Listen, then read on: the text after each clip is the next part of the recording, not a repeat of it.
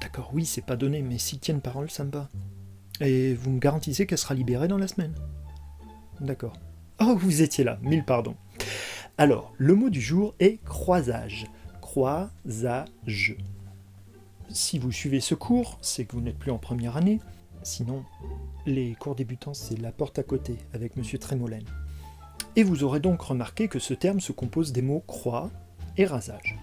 Or, c'est totalement erroné. Cet usage commun voudrait que croisage signifie un rasage en croix.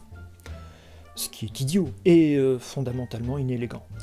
Et oui, car l'étymologie du mot croisage remonte au premier millénaire après le petit Jésus. Il se forme des mots croisade et croisement. Ce qui est un peu tordu, je l'admets. La première mention du mot croisage se trouve dans les mémoires du père Flissard, qui accompagna les pèlerins de la grande manifestation pacifique en 1096, qui avait pour but de rendre visite aux voisins de Jérusalem et accessoirement leur demander s'ils n'avaient pas un peu de sel pour cuire les pâtes. Les croisades, traditionnellement, emmenaient pour de longues années sur les routes hommes, femmes, enfants, vaches, cochons, poulets, et un petit peu de farine pour faire des gâteaux. Il n'était donc pas rare, vu les délais de déplacement, qu'on assiste à des naissances le long de la route. À tel point d'ailleurs qu'on a songé un moment à fêter les anniversaires non pas en nombre d'années, mais en nombre de kilomètres. Mais je m'égare. On attribue l'origine du mot au palefrenier du comte d'Harbourg. Ce dernier venait d'être papa pour la 3e fois depuis le début du voyage. Et quelqu'un fit remarquer que, décidément, les bambins tenaient plus du serviteur que de la mère. Cela mit le comte dans une rage froide, et tandis qu'il comptait les secondes restantes à vivre de son palefrenier, celui-ci déclara que ça devait être un effet du croisage. Oui, parce qu'on ne parlait pas encore de génétique à l'époque. Ainsi, le croisage désigne tout simplement une génération née durant une croisade. N'est-ce pas, Olivier ?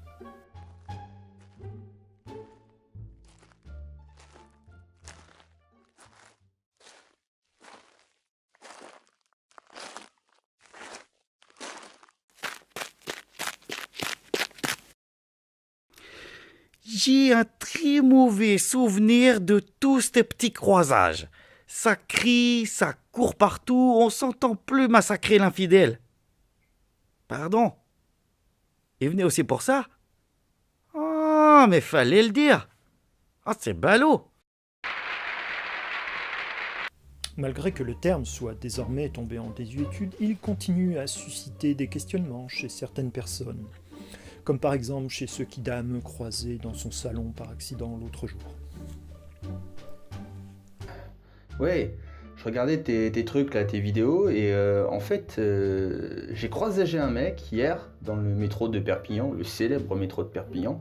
Il te ressemblait vachement en fait. En fait, je voulais savoir si c'était toi ou si tu le connaissais à l'occasion. Non.